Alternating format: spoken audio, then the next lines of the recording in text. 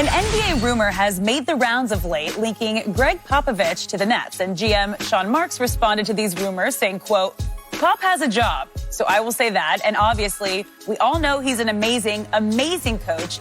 And to be quite frank, an even better leader." So Shannon, would Pop be a good fit for KD and Kyrie? No, I don't believe so. Skip, Coach Pop has his ways. And I know, he's going to coach the Olympic team and Coach K coaching the Olympic team, and there have been some coaches that coach the Olympic team, but that's one thing. To have to be on the grind day-to-day with these guys, Skip, and, everybody thought Jerry Sloan was going to do a great job with Darren Williams, and he ended up retiring, rest his soul. So, Skip, no, I don't think so. I think Pop is used to coaching guys. He coached Tim Duncan. Tim Duncan is one of the 3 or 4. Obviously, he's the greatest power forward ever lived, but he's I believe Tim Duncan is the top 5, top 6 player in NBA history, unassuming. David Robinson, unassuming. Kawhi, unassuming. Manu. So he's not used to having these guys. These guys kind of get into their feelings. They get stubborn.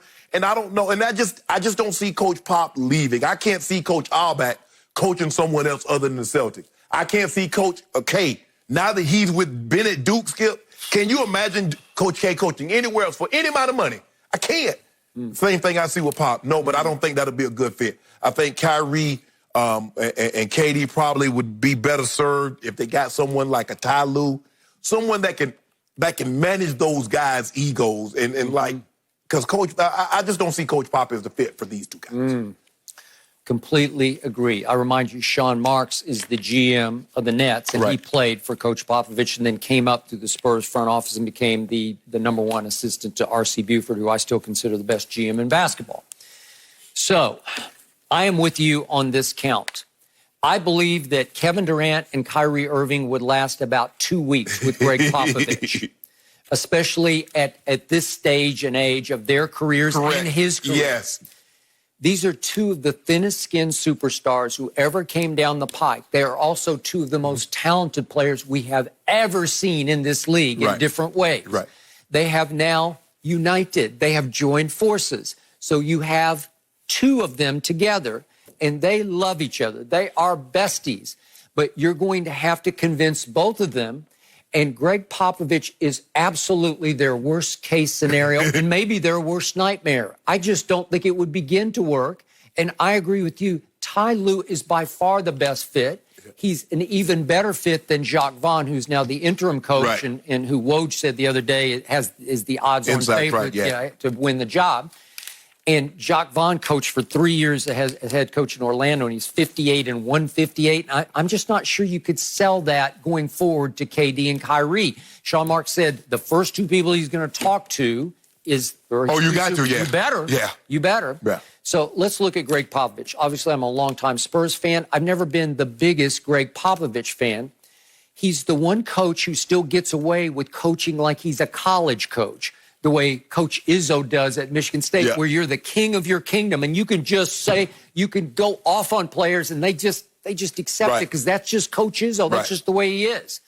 Well, Coach Pop is the oldest school my way or the highway coach left in this league. He is. And he is the combination good cop, bad cop who leans more toward bad cop behind the scenes. Right. And again, he is scathing in his criticism of President Trump, which is fine.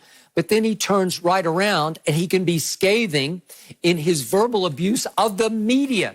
He is even worse than Trump is in press conferences in which he berates and humiliates reporters for asking what I consider valid and obvious acceptable questions. Skip, I don't even know why they talk to him at the start of a quarter or something like that. Why you even talk to him? You already know you're not going to get anything. All right, so that's the man who motivates and criticizes with heavy sarcasm. He had Tim Duncan for years. He said publicly time and time again, when that man walks out the door into the sunset, I will be walking right behind him. Guess what? That was 4 years ago. But he brought it back. He said, come on, Tim. I can't do this without I'll let you sit beside me. Yeah, come on, Timmy. Okay? But he was talking about when Tim quit as a player. Well, he was Belichick to Tim Duncan's Brady. And so Belichick had Brady in the locker room to say, hey, it's okay. This guy's a little crazy, but we'll win if just swallow it. All the sarcasm, all all the heavy criticism that you're going to take in film sessions on the practice field. Just accept it because we're going to win in spite of it. Okay? Well, that's the way the Spurs were. Tim Duncan was the leader of that team. He didn't say anything. He didn't need any shine. He didn't need it. He was not on social media. No. He had no ego that I could see. No. But he told everyone, this is my guy. Right. And I think Tim's, by nature, behind the scenes, he also had kind of a sarcastic wit about him. He does. And so he enjoyed trading little barbs with Coach Popovich in a good way. Right. That kept the locker room healthy enough that they could win championships. You hit the nail on the head. Because Tim Duncan allowed Pop to coach him, everybody else had no choice but to fall in line. Because Tom Brady let Belichick coach him, he did. Everybody else had no choice but to fall in line. And that's what you have to have happen. You have to have your greatest players, your best players, be coached, then everybody else will fall in line. But if they start bucking, then everybody else start there, well, he ain't listening. I ain't they're not looking at, well, I'm not on that level. They're just looking at, well, if he being disrespectful, he's not listening, why should I have to listen? Okay, so in 16-17, the first year with no Tim Duncan, it was up to Kawhi Leonard to rise into that leadership role and become the star of the team. And he pretty much accepted that role for about a year. Right. And they got all the way to game one in the conference final at Oakland. Right. And they had it in the bag. They were up, what was it, 23 in the third quarter, and Zaza Pacheep shot happened. Remember that? Yeah. He sticks his big size 30 shoe or whatever it was, his clown shoe underneath Kawhi, and he turns his ankle. Well, Pop made the mistake. Because Pop made the mistake and thought he could coach Kawhi like he did Duncan. I agree. But for 1 year, it was okay. Yes. It was, so they end up getting swept by Golden State with no Kawhi. It was fine, Skip, until the injury. Like, Duncan might have an injury, and Pop would go by and say, Duncan, you faking because you scared of Shaq. Ain't nothing wrong with you. Right. But you couldn't do that with Kawhi. And see, I think that's the mistake. That's what you have to know, Skip. That's how you have to navigate certain players. You could joke with Tim Duncan. You just want a night off. So then what happened the next year? Kawhi said, no, I've had enough. Exactly. I can't take it anymore. Right. I want out. I'll do anything to get out of here. Right. And that team lost to the Warriors in 5 in the first round. No real shame there. But then here we went last year, and I thought Pop actually did one of his better coaching jobs. They managed to get to the first round and lose in 7 to the Nuggets, but they took them to the bitter end at Denver in Game 7. Not bad. This year they're 27-36. And they're 4 games out of the 8th seed. They're still going to get to go to Orlando, but they've lost LaMarcus Aldridge to shoulder surgery. So I don't think they're going to make the playoffs. They're going to make a deep run. And that was the difference, Skip, because although Coach Tim Duncan knew Pop was joking with him, Kawhi thought, he was like, this man is challenging my manhood. He doesn't believe that I'm actually injured.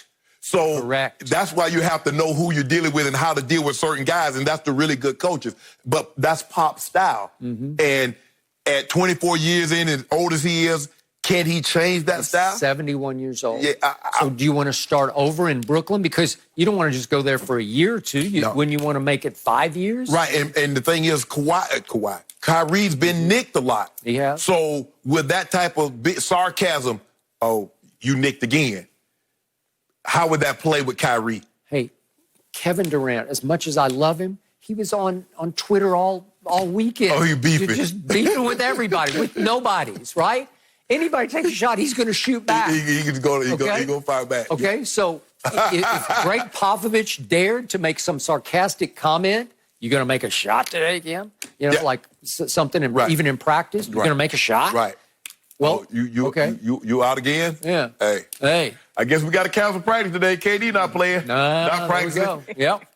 Thank you for watching. You can subscribe here to get the latest from the show, and be sure to check out more of the best clips from Undisputed, or go watch a few other segments from our other shows on FS1.